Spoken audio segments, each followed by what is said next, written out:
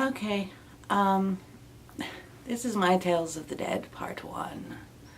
A lovely collaborative effort between Lorelei and Demonica. And I have joined in. Even though I was not asked, I decided to invite myself. So, my first tale of the dead involves the house my husband and I lived in before this one. And my stepchildren can attest to everything because these things happened when they were visiting as well. We had an invisible thing that lived in the house, just like we have one here. This one, the one that lives here, we don't get any kind of menacing feel from. It just is. The one over at the other house, however, had a very threatening kind of presence to it. On several occasions, I saw a man in the kitchen. And I could never see any features, but all I could tell was that he was tall. For some reason, I got the feeling he was young, and he had dark hair. My stepson also saw him. I think my stepdaughter did as well. Now, if he was the same invisible presence, we don't know. The invisible presence, however, the first time we heard it, it was in the ceiling. Bang, bang, bang, bang, bang.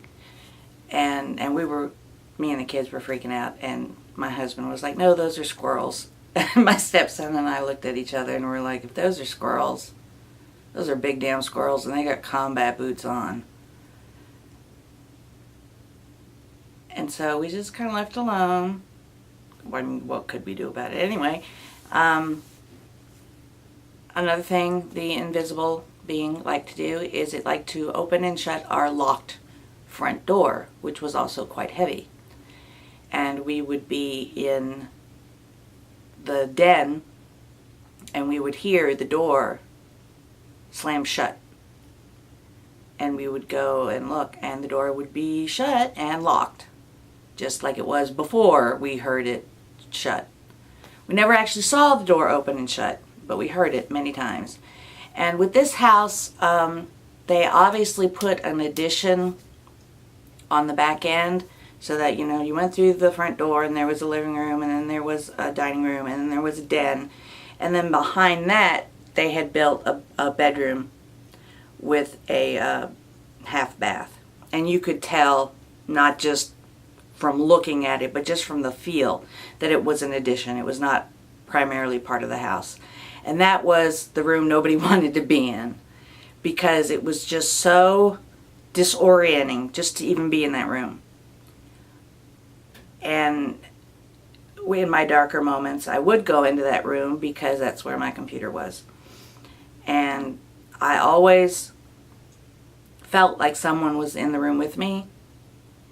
And usually nothing would happen unless I was really engrossed in typing something. And then I would feel this, and of course there's nothing there. Just things like that. And we lived in that house for a while, and the kids were happy when we moved until they started spending time here and heard our invisible thing. He likes to, I get the feeling that it's male, likes to stomp up and down the hallway, particularly at night when you're sleeping. But while disconcerting at first, you get used to it, especially when you realize that there's no threatening, menacing kind of feeling that goes along with it as opposed to the other house.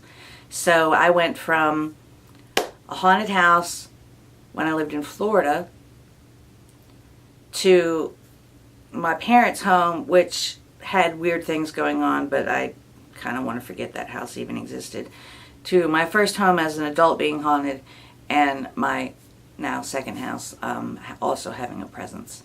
Some would say that it's following me, but I don't think so because it's not the same one. There you go. Not terribly exciting, but for my first part of this series, there you go.